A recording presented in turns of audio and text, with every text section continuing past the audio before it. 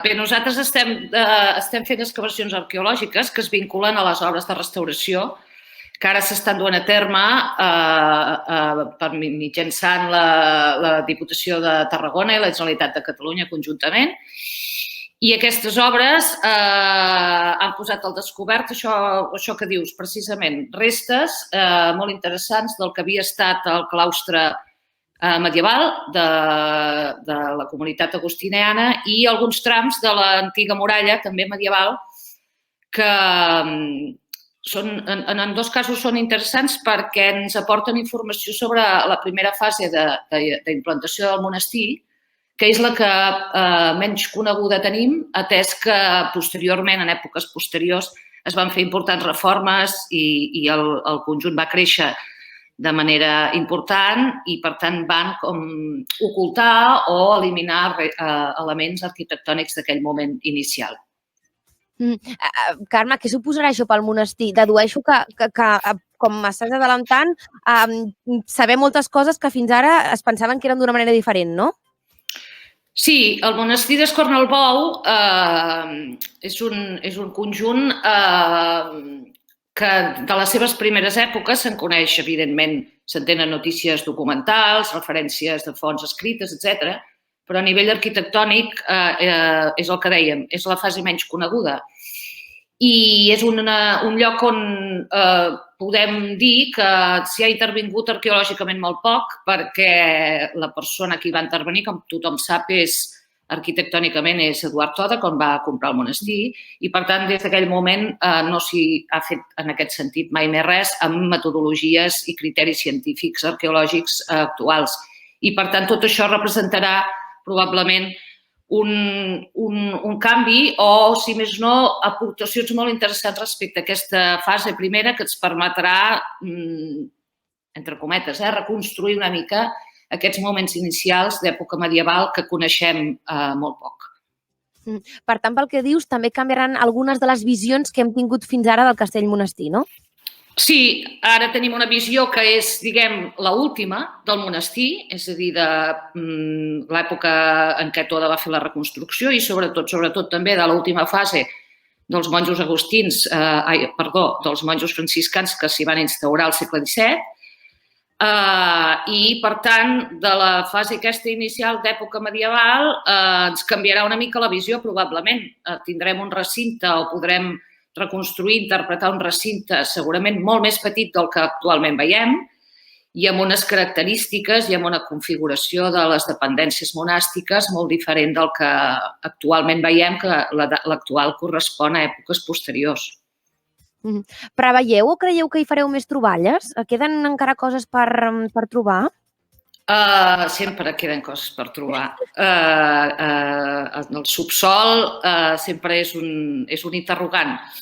Esperem que sí. De fet, les obres de restauració tenen diverses fases d'actuació.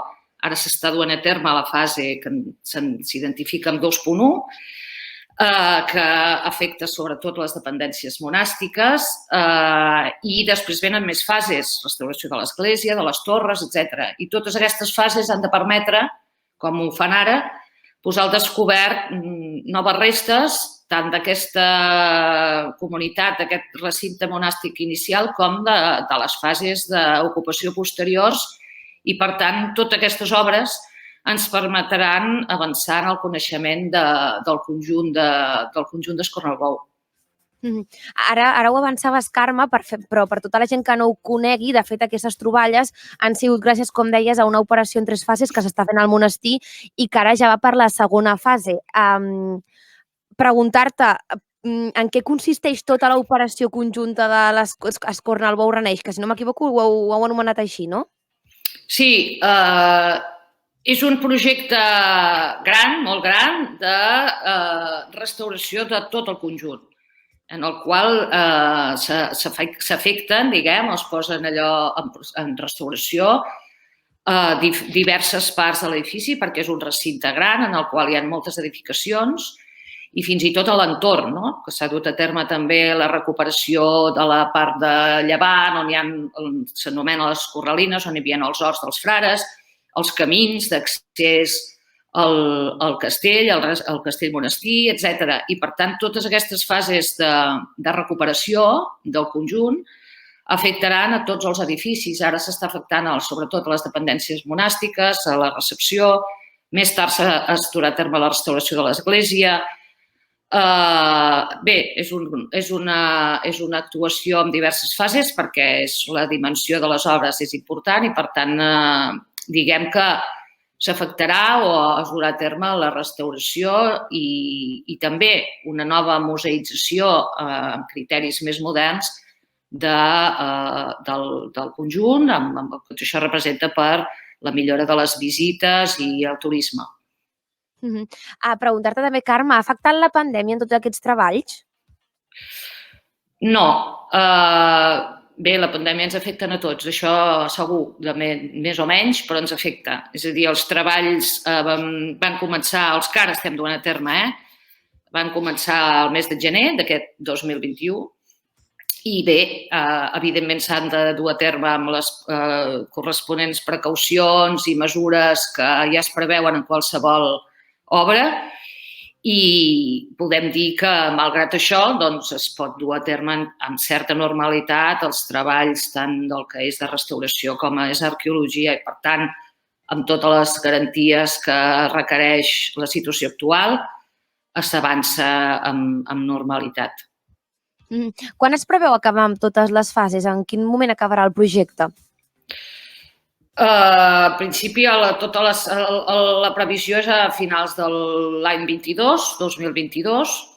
Jo no et puc concretar massa bé perquè això és una cosa que porten des de la Diputació de Tarragona i la Generalitat de Catalunya, però si no recordo malament, les fases de restauració són el 22 i, si no m'equivoco, hi ha una fase final que és aquesta dels nous criteris de museïtzació, etc., que crec que és una mica més tard, però això no t'ho puc concretar.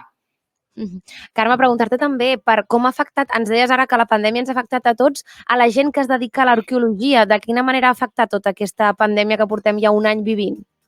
Bé, des del principi de la pandèmia, sobretot quan hi va haver el confinament domiciliari, hi va haver afectacions. Totes les obres es van parar i, per tant, moltes de les actuacions arqueològiques es vinculen a obres i, per tant, es va parar. Un cop passat aquest primer procés, diguem que ens ha afectat relativament perquè nosaltres generalment actuem a l'aire lliure i, per tant, entre cometes, és més fàcil de poder seguir totes les mesures de seguretat i hi ha una afectació menor, no estem en espais tancats i, per tant, facilita. Bé, segurament ens ha afectat, ha retrasat moltes coses, ha fet les coses més lentes, actuacions que potser s'han hagut de variar una mica per qüestions de seguretat, etc. Però diguem que, en certa manera, no ens ha afectat com pot haver afectat en sectors de la cultura que han estat totalment tancats.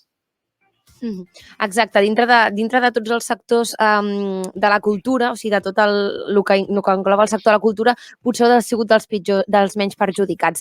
Carme Subiranas, arqueòloga del Castell de Monestir d'Escornalbou, moltíssimes gràcies per apropar-nos una mica en aquestes troballes que heu fet al castell i en aquestes fases que s'està fent, que a vegades és complicat entendre tot el procés de restauració. Moltíssimes gràcies. A vosaltres.